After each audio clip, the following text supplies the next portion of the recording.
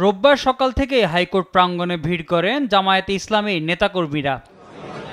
দীর্ঘ এক যুগের আইনি লড়াই শেষে নিবন্ধন ও প্রতীক ফিরে পাবে এমনটাই প্রত্যাশা ছিল নেতাকর্মীদের।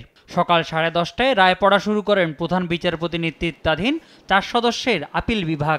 জামায়াতের নিবন্ধন বাতিল করে হাইকোর্টের দেয়া রায় বাতিল করে নির্বাচন কমিশনকে সিদ্ধান্ত নেয়ার নির্দেশ দেয় আপিল বিভাগ।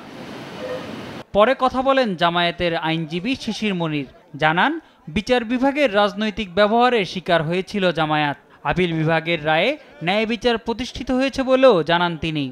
বাংলাদেশ জামায়াতে ইসলামী বাংলাদেশের সর্বোচ্চ আদালতের রায়ের মাধ্যমে নিবন্ধন ফিরে পেল।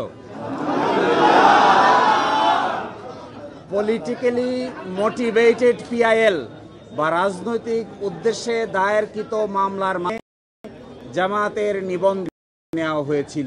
রাজনৈতিক দল হিসেবে জামায়াতের নিবন্ধন ফিরে পাওয়ায় বহুদলীয় গণতন্ত্র ও প্রাণবন্ত সংসদ ব্যবস্থা ফিরে আসার পথ উন্মুক্ত হলো বলেও জানান তিনি। আজকের এই রায়ের মাধ্যমে বহুদলীয় গণতান্ত্রিক এবং অংশগ্রহণমূলক সংসদ প্রাপ্তি নিশ্চিত।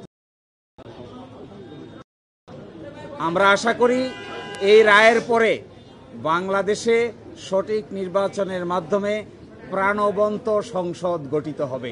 পরে কথা বলেন নির্বাচন কমিশনের আইনজীবী, বলেন পূর্ণাঙ্গ রায় হাতে পেলে বাকি কার্যক্রমের ব্যাপারে সিদ্ধান্ত নেবে নির্বাচন কমিশন। অর্ডারটা পাওয়ার পর ইলেকশন কমিশনকে আমি জানাবো, তারপর ওনারা অর্ডারটা দেখে ইলেকশন কমিশন ব্যবস্থা নেবেন। প্রতীকের বিষয়টা এই মামলার ইস্যু ছিল না, প্রতীকের বিষয়ে ওনারা কোনো ডিরেকশন দেননি, ওইটা বলছেন ওনাদেরকে অন্যভাবে সমাধান করতে হবে। মোহাম্মদ সাকিব, দেশ টিভি, ঢাকা।